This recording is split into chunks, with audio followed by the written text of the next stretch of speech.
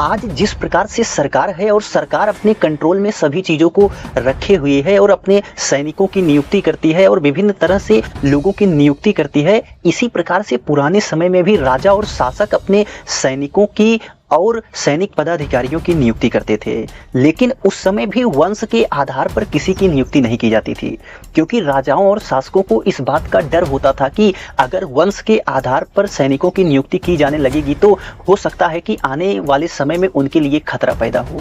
इसलिए वह इस बात का विशेष ध्यान देते थे कि वंश के आधार पर किसी की नियुक्ति न होने पर, क्योंकि अगर ऐसा होता है तब वह निरंकुश हो जाएंगे। वर्तमान समय में भी अगर देखा जाए तो वर्तमान समय में भी वही प्रक्रिया है। आज सरकारी एग्जाम की जो भी बच्चे तैयारी करते हैं, वंश के आधार पर किसी की नियुक्ति नहीं की जाती है, क्योंकि इस बात का उसमें डर होता है कि अगर ऐसा होगा तो निरंकुशता हावी हो जाएगी। लेकिन वहीं अगर भारतीय राजनीति की तरफ जब आप देखते हैं तो ऐसे में वहां अगर किसी घर का एक कोई नेता बन जाता है तो ऐसे में उसके पूरे घर के लोग ही नेता बन जाते हैं और विभिन्न तरह के पदों को लेकर के जिसके कि वह योग्य भी नहीं होते हैं उस पद को प्राप्त कर शासन करते हैं।